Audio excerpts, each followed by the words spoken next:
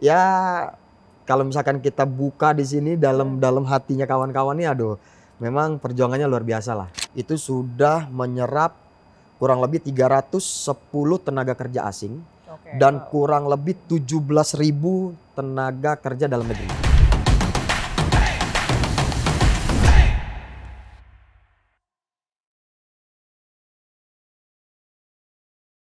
Halo pemirsa, kembali lagi di podcast Bareng Orang Hebat bersama saya Felicia Melinda yang akan menemani Anda pada hari ini. Dan tema kali ini pemirsa ini cukup menarik dan juga sangat insightful nantinya karena ini membahas tentang gerbang emas investasi, industri dan pariwisata di Indonesia yakni dari Bintan. Nah pemirsa, sedikit intermezzo atau sedikit pembukaan bahwa Kabupaten Bintan ini dikenal sebagai salah satu kawasan strategis di Kepulauan Riau yang memiliki potensi yang besar di sektor industri dan juga pariwisata. Dan statusnya sebagai kawasan perdagangan bebas dan pelabuhan bebas atau KPBPB ini memberikan keunggulan yang kompetitif dalam menarik investor dari dalam maupun dari luar negeri ke Bintan itu sendiri. Dan infrastruktur yang juga terus berkembang, kemudian dukungan kebijakan, hingga capaian-capaian impor-ekspor di Bintan ini juga menjadi daya tarik utama yang menjadikan Bintan sebagai gerbang emas investasi industri dan juga pariwisata. Sekarang sudah hadir bersama kami yakni ada Kepala Badan Pengusahaan Bintan yakni Bapak Farid Irfan. Ya, halo Pak Farid. Gimana kabar, sehat? Alhamdulillah sehat. Alhamdulillah. Ini ke Jakarta khusus buat ini atau memang ada agenda Khusus lain, buat Pak? inilah. Waduh, wah ini Khusus buat podcast TV One. Wah, ini memang berarti pemirsa di rumah ini harus nonton sampai akhir karena pastinya nantinya akan ada informasi-informasi mengenai Bintan yang menarik langsung dari Pak Farid itu sendiri ya Pak ya.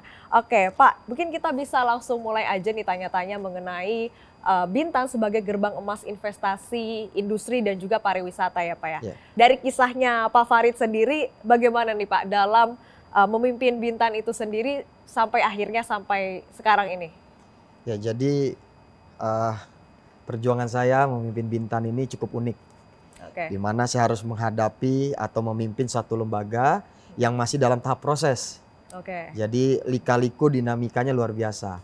Tapi saya menikmati itu semua karena kita punya SDM di BP Kawasan Bintan ini yang solid, yang betul-betul mau sama-sama berjuang dengan kita. Sehingga sampai hari ini BP Bintan tetap eksis, bisa menjalankan tugas dan fungsinya di daerah. Oke, Pak, kira-kira bisa diceritain sedikit nggak Pak ke pemirsa TV One ups and down-nya seperti apa sih Pak? Ya kalau misalkan kita bicara itu ya di satu sisi kita pernah, maksudnya kita di daerah itu sebagai regulasi atau sebagai regulator perizinan itu memiliki peran yang strategis. Oke. Cuman di satu sisi sebetulnya ketika kita dihadapkan dengan satu kondisi, kita itu masih kadang-kadang kesulitan juga untuk menentukan sikap atau memberi kebijakan-kebijakan. Jadi ya kalau misalkan kita buka di sini dalam hatinya kawan-kawan nih, aduh, memang perjuangannya luar biasa lah. Oke, ini penuh dengan tangisan pasti ya Pak. Iya betul. Di belakangnya. Oke, ini kita mulai ke pertanyaan yang cukup agak dalam nih ya Pak.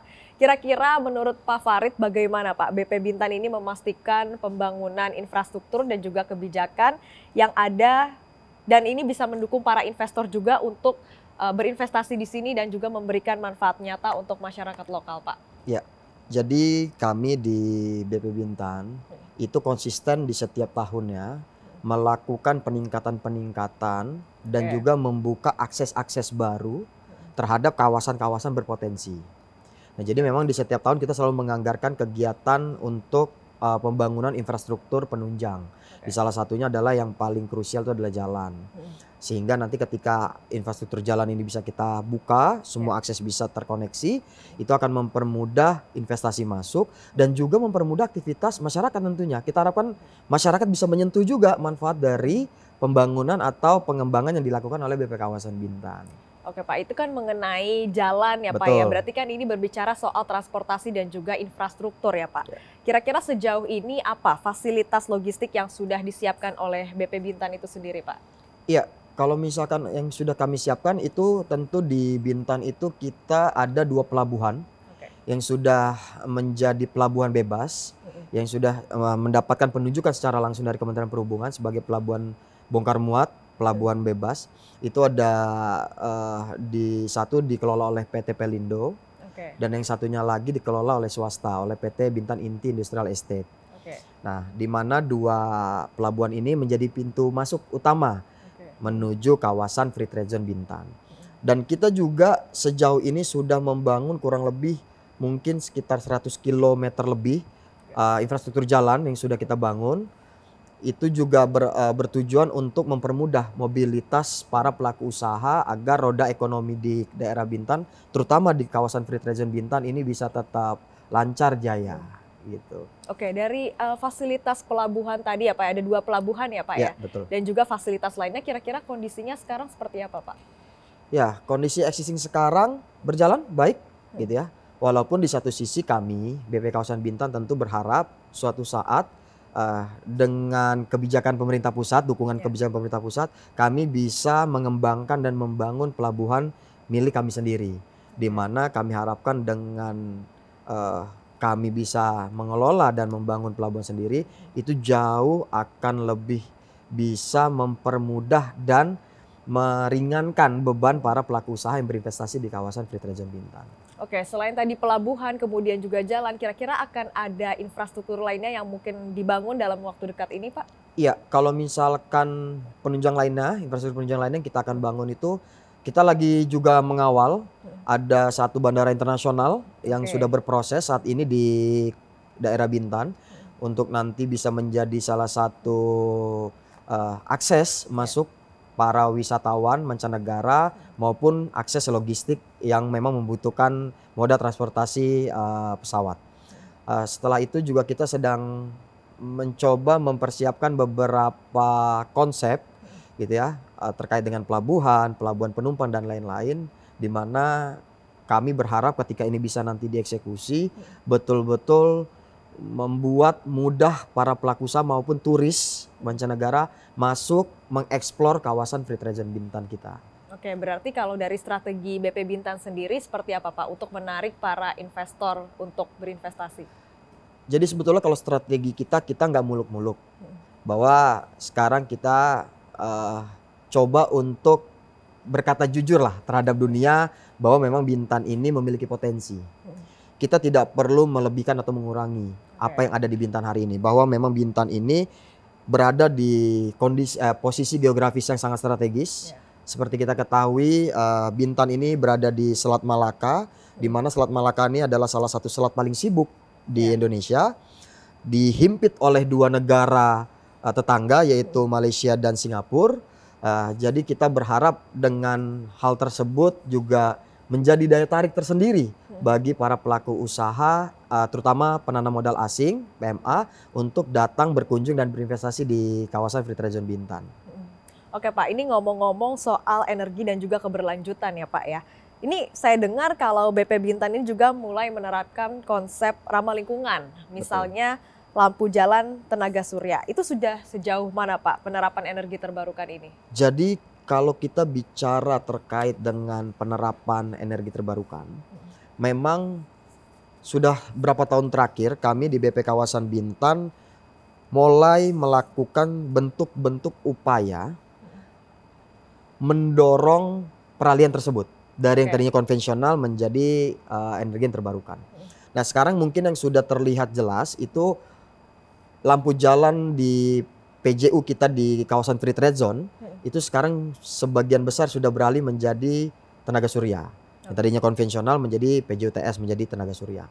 Kita harapkan dengan hal tersebut kita juga mendukung program pemerintah pusat dan juga kita sebagai manusia sadar betul bahwa memang sudah saatnya kita aware, peduli terhadap isu-isu pemanasan global, habis itu juga isu-isu terkait dengan tambang yang semakin hari semakin tergerogoti gitu ya. Kita berharap dengan peralihan ini bisa memulihkan situasi terutama di kawasan Bintan ya, karena kita bicara Bintan, terutama di kawasan Bintan, agar nanti ke depannya next anak cucu kita bisa tetap menikmati suasana alam yang sehat, yang asri tentunya. Ya, Pak, kira-kira dalam proses peralihan tersebut ada kendala apa sih Pak yang sangat terasa? Sebetulnya kalau kita bicara peralihan tersebut nggak ada kendala. Oke. Kenapa nggak ada kendala? Karena memang sebetulnya kan itu program pemerintah, di mana memang kita sebagai lembaga vertikal yang ada di dalam kawasan di Kabupaten Bintan melihat dan mengikuti instruksi-instruksi yang ada di pusat tentunya. Oke. Dan ketika itu beralih, mungkin ya sebenarnya kita juga koordinasi dengan leading sektor yang bertanggung jawab terhadap lampu-lampu jalan yang lama dan lain-lain. Itu sejauh ini sih tidak ada hambatan sih. Oke.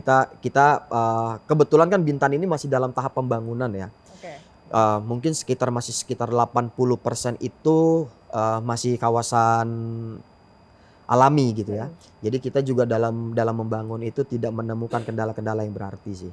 Oke, kalau respon dari masyarakat Bintan sendiri terhadap peralihan tersebut seperti apa Pak? Alhamdulillah responnya bagus banget ya, bagus banget. Mereka senang. Yang tadinya mungkin Bintan ini kan luasannya kurang lebih sekitar 68.000 hektar. Oke. Dengan luasan yang cukup besar ini, memang sudah banyak jalan-jalan eksis yang terbangun. Dan infrastruktur jalan kita di Bintan itu saya bisa bilang bahwa itu salah satu jalan yang bagus gitu, yang baik. Dan memang dengan kondisi itu kan dulu Bintan ini cukup kekurangan lampu jalan sehingga menyebabkan kondisinya tuh seakan-akan sunyi gitu ya. Seakan-akan orang tuh mau keluar malam tuh was-was, khawatir. Dengan upaya kita membangun lampu penerangan yang sekarang berbasis tenaga surya tadi, itu alhamdulillah respon dari masyarakat sangat terbantu.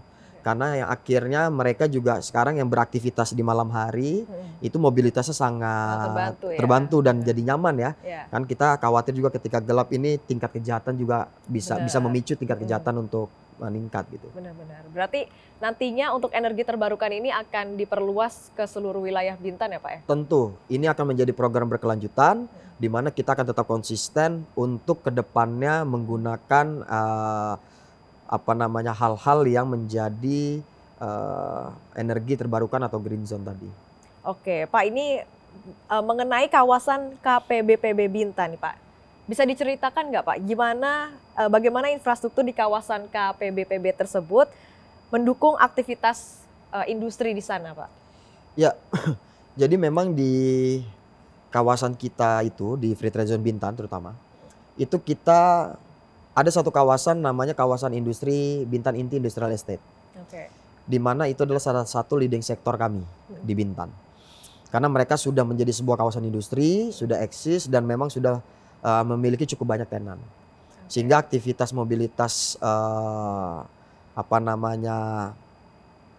di aktivitas mobilitas itu cukup tinggi gitu ya. Sehingga memang kita kemarin cukup fokus untuk meningkatkan kualitas infrastruktur jalan di kawasan tersebut. Dan memang alhamdulillah itu sangat membantu karena kan yang tadinya kondisi existing jalan di Bintan ini rata-rata 6-8 meter lebar badan jalannya. Ketika kita melihat itu berpotensi menjadi akses untuk mobilitas ekonomi, kita coba tingkatkan dari yang tadinya 6-8 meter berubah menjadi 12 meter.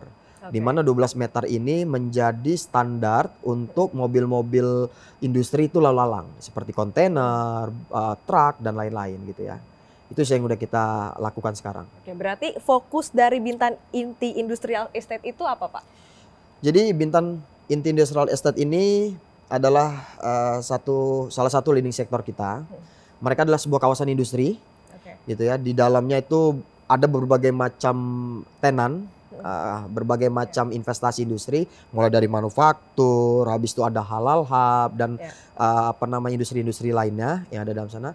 Dan memang mereka sudah eksis selama ini di sana, mungkin sudah puluhan tahun mereka eksis ada di kawasan Free Trade Zone Bintan. Sehingga memang itu menjadi salah satu prioritas kami untuk kami support agar bisa terus berkembang dan trennya selalu positif. Oke, apakah selain Bintan Inti Industrial Estate itu ada fokus-fokus lainnya yang mungkin akan dikembangkan oleh BP Bintan itu sendiri Pak? Ya, jadi di Bintan ini perlu saya sampaikan ada dua sebetulnya leading sektor kita. Yang pertama itu di bidang industri, seperti yang tadi saya sudah singgung, itu PT Bintan Inti Industrial Estate. Yang kedua adalah kawasan pariwisata. Kawasan pariwisata ini pengelolanya adalah PT BRC atau Bintan Resort Cakrawala, yang mungkin lebih umum dikenal oleh masyarakat luas itu adalah kawasan Lagoy. Ya, jadi memang ada dua leading sektor ini yang menjadi fokus utama kita. Bahkan dua hal ini sudah tertuang di dalam rencana induk atau rinduk melalui Perpres nomor 1 tahun 2024. Menjadi program strategisnya BP Kawasan Bintan. Gitu loh. Mungkin Pak, itu sektornya. ini mengenai Bintan sebagai kota yang sangat strategis ya Pak ya dalam sektor perdagangan internasional nih. Ngomong-ngomong soal ekspor impor ya Pak, bagaimana realisasi dari ekspor dan juga impor itu sendiri di kawasan Free Trade Zone Bintan hingga pertengahan tahun ini nih Pak? Ya, jadi tercatat sampai hari ini, kami terakhir pembukaan tuh di bulan Juni, itu tercatat aktivitas ekspor impor dari kurang lebih 28 perusahaan yang beraktivitas di dalam kawasan. Itu ekspor importnya tercatat menyentuh angka 2,1 triliun kurang lebih. Dan itu didominasi dari 1,5 triliun di aktivitas ekspor dan kurang lebih sekitar 600 miliar di aktivitas impor. Gitu ya. Wow, cukup tinggi juga ya. Cukup tinggi betul, Pak ya. Apakah itu setiap tahun terus naik atau seperti apa Pak? Ya sebetulnya kalau selalu naik sejauh ini sih masih tetap di kondisi yang kurang lebih saja ya. Dia mengalami peningkatan dalam kategori tren yang positif. Tapi kalau secara signifikan belum, karena memang kemarin itu sempat ada beberapa perusahaan yang memang belum selesai dalam mengurus administrasinya sehingga catatan realisasi investasinya belum kita bisa muat di dalam datanya BP. Kalau mengenai impor dan ekspor ini Pak, faktor paling tinggi itu karena apa Pak? Ya karena kawasan industri. Itulah. Jadi penopang ekspor impor tertinggi itu ada di kawasan industri. Karena kita tuh di kawasan Free Trade Zone, di kawasan industri tadi yang saya singgung, Bintan Inti Industrial Estate itu banyak sekali aktivitas industri manufaktur gitu ya. Jadi sehingga juga mereka ini rutin melakukan ekspor gitu ya. Mulai dari bahkan kita di Bintan Industrial Estate ini ada satu industri yang cukup seksi saya bilang gitu ya, karena mungkin di Indonesia konsep atau teknologi ini baru ada di Bintan Inti, baru ada di kawasan Free Trade Zone Bintan. Itu adalah pembuatan kabel jaringan bawah laut, namun menggunakan konsep yang berbeda gitu. Yang seharusnya itu dia mulai, ya ini saya bicara teknis sedikit ya. Biasa kita kenal ketika kita membangun jaringan kabel bawah laut itu nanti akan dilas di dalam laut gitu kan. Di Bintan Inti Industrial Estate ini ada satu perusahaan yang menggunakan teknologi terbaru. Jadi dia menggunakan satu kapal, itu dibentang pipa untuk kabel bawah lautnya. Terus habis itu nanti dia digulung di kapal itu dengan mesin pemanas sehingga dia menjadi lentur dan bisa digulung. Itu baru dibawa ke titik koordinat yang ingin dipasang, baru nanti dia bentang lagi di tengah laut. Baru dia nanti dipanaskan untuk jadi lurus lagi. Jadi itu baru ada mungkin di Indonesia hanya ada di kawasan Bintan Inti Industrial Estate yang menggunakan konsep seperti itu, teknologi itu. Berarti untuk sektor yang paling dominan adalah manufaktur ya Pak? Betul, industri manufaktur. Pak, ini mengenai investasi asing dan juga ketenaga kerjaan Pak. Kita tahu bahwa penanaman modal asing ini cukup dominan ya Pak di Bintan. Dan sejauh mana nih kehadiran mereka berdampak pada tenaga kerja lokal maupun perekonomian masyarakat? Ya, mungkin saya bisa menyampaikan data terbaru kita bahwa sampai hari ini terkait realisasi investasi di kawasan Free Trade Zone Bintan itu sudah menyerap kurang lebih 310 tenaga kerja asing dan kurang lebih 17.000 tenaga kerja dalam negeri. Gitu. Jadi itu membuktikan bahwa aktivitas di dalam kawasan Free Trade Zone atau keunggulan-keunggulan atau relaksasi yang ditawarkan oleh kawasan Free Trade Zone dapat meyakinkan para pelaku usaha untuk berinvestasi di kawasan Free Trade Zone Bintan. Yang dimana dengan realisasi investasi tersebut akhirnya terbuka lapangan-lapangan pekerjaan baru yang bisa menyerap tenaga kerja sebanyak-banyaknya. Berarti dan angka tersebut akan terus bertambah seiring berjalannya proses investasi dari asing ke Bintan itu sendiri ya Pak? Wajib. Jawabannya wajib. Kalau penyerapan tenaga kerja itu meningkat, itu wajib sifatnya. Kita berkomitmen selain investasi ini tumbuh untuk menjadi salah satu pendapatan negara, kita juga berharap investasi ini dapat mensejahterakan masyarakat terutama di kawasan Free Trade Zone Bintan atau di Kabupaten Bintan pada umumnya. Ya, oke. Pak, bahwa nih ini ngomongin visi ke depannya ya Pak mengenai PB Bintan ini. Dengan capaian sudah ada saat ini, seperti apa visi Bintan ke depannya Pak? Dan apakah targetnya ini bisa sejajar bahkan melampaui Batam sebagai kawasan industri dan juga pariwisata nih? Ya, jadi kalau misalkan visi kita berharap ke depannya BP Bintan ini bisa optimal mengembangkan potensi yang ada di kawasan Free Trade Zone Bintan. Kita juga berharap segera menjadi BLU, Badan Layanan Umum, di mana kita juga ingin membangun badan usaha yang dapat menjadi salah satu pemasok pendapatan negara yang positif gitu ya. Dan juga kita berharap, tentunya harapan kita sih nggak muluk-muluk. Maksudnya kan secara existing dan secara umur, memang Bintan dan Batam ini kan lebih dulu Batam. Mereka dari awal sudah menjadi sebuah badan otorita, beralih menjadi badan pengusahaan kawasan. Nah, kalau kami kan lebih muda. Jadi saat ini kita tetap berupaya melakukan yang terbaik secara maksimal.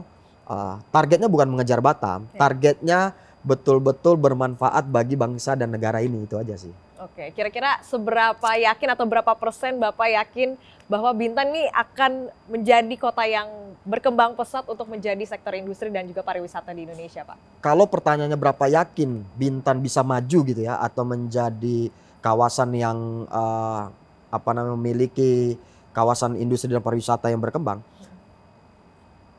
nggak cukup jari saya ini untuk ngitung ini. Saking banyaknya. Saking banyaknya. Jari kaki pun juga betul. Cukup ya? Sekian pokoknya unlimited persen lah. Karena kenapa? Ini juga bukan semata-mata saya hanya membual aja terkait dengan Bintan.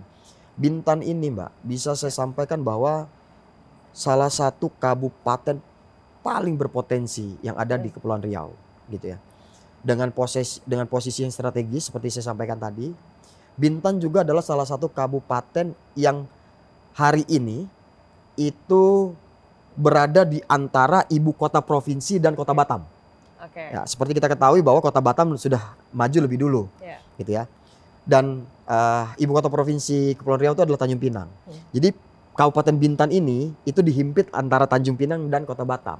Nah, jadi tidak ada alasan untuk Bintan ini tidak maju dan berkembang pesat. Itu jawabannya. Karena memang sudah dihimpit oleh kota-kota yang lebih maju terlebih dahulu ya Pak ya? Dihimpit dua kota yang maju.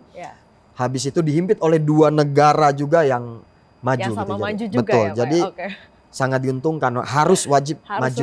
Oke Pak, kira-kira apa yang mau Bapak sampaikan kepada masyarakat di luar sana Pak? Ya, saya berharap buat masyarakat atau buat para pelaku usaha di luar sana, coba untuk datang ke Kabupaten Bintan, minimal untuk berlibur dulu. Di sana ada kawasan pariwisata Lagoy. Nah, sambil berlibur nanti datang mampir ke kantor kita untuk kita dampingi melihat potensi investasi yang ada di kawasan Free Trade Zone Bintan. Kami meyakini bahwa Bintan bisa menjadi salah satu rumah bagi para pelaku usaha untuk berinvestasi dengan nyaman dan mudah. Nah, nah tuh pemirsa, jangan lupa untuk datang ke Bintan karena nanti langsung dipandu ya Pak ya. Siap.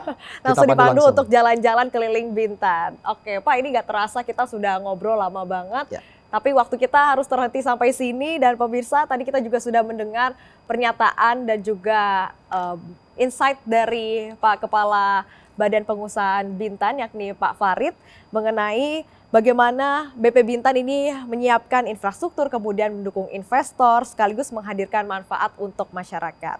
Jadi Bintan ini benar-benar sedang bersiap untuk menjadi kawasan strategis yang siap untuk menjadi kawasan maju di Indonesia. Dan pemirsa, saya Felicia Amelinda mewakili kru yang bertugas pamit undur diri. Jangan lupa saksikan podcast Bareng Orang Hebat di episode-episode selanjutnya. Dadah!